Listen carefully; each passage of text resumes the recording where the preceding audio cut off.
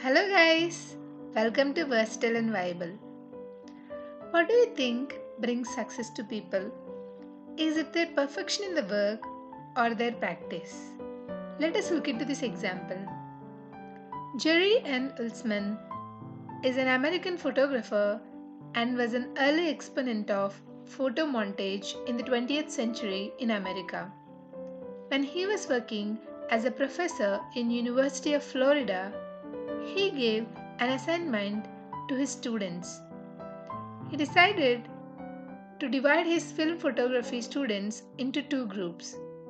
Everyone on the left side of the classroom were called the quantity group. They would be graded solely on their amount of work they produced. On the final day of class, he would tally the number of photos submitted by each student. 100 photos would rate an A, 90 photos as B. A student with 80 photos might get a C, and so on. Meanwhile, everyone on the right side of the room would be in the quality group. They would be graded only on the excellence of their work. They would only need to produce one photo during the semester, but to get A, it had to be nearly perfect image. At the end of the semester, he was surprised to see that most of the remarkable photos were submitted by quantity group, whereas the quality group had theoretical plans and average photo as output. During the semester, our quantity group students were busy taking photos, experimenting with composition and lighting, testing out various methods in the darkroom, and learning from their mistakes. But they built their skills and sharpened their lenses for the job ahead of them. On their way of journey, they became more professional. Meanwhile, the quality team is hustling about the perfection they never actually able to put that into work to try and improve upon. In the end, they had little to show for their efforts other than unverified theories and one mediocre photo. There was a saying, paralysis by analysis, which means we often spend too much time on planning something, we actually lose time and gradually drifted from the actual job to be done. There will not be any action or movement in the task ahead of us.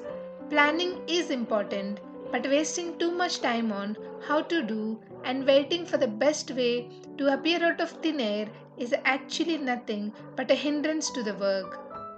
We are so focused on figuring out the best approach that we never get around to taking action. As Voltaire once wrote, the best is the enemy of the good. James Clear, author of The Atomic Habits, explains this as the difference between being in motion and taking action. These two ideas sound similar, but they are not the same. When you are in motion, you are planning and strategizing and learning. Those are all good things, but they don't produce a result. Action, on the other hand, is the type of behavior that will deliver an outcome. If you outline 20 ideas for an article that you wanted to write, that's motion. If you actually sit down and write an article, that's action. If you search for better diet plan and read a few books on the topic, that's motion. If you actually eat a healthy meal, that's action. When we are in actually motion, while planning and speculating, we assume that we are into action. We think I'm planning on that side hustle ideas. I'm reviewing the best market strategies to come up with the best product plan. All these things are really good, but as said above, there won't be any output for them. Reading articles or watching best workout regime will not make you fit. If you take 10 minutes out of your day to walk around, that is at least 1% improvement than the planning but not executing. If you want to master any habit, the key is to start with repetition, not perfection. You don't need to map out every feature of a new habit. You just need to practice it. Each time you repeat an action, you are activating a particular neural circuit associated with that habit. This means that simply putting in your reps is one of the most critical steps you take to encode a new habit into your system. It is why the students who took tons of photos improved their skills while those who merely theorized about the photos and perfection did not. In practice, it doesn't really matter how long it takes for a habit to become automatic. What matters is that you take the action you need to take to make progress. Whether an action is fully automatic is of less importance. We often hear the phrase, perfect practice makes man perfect.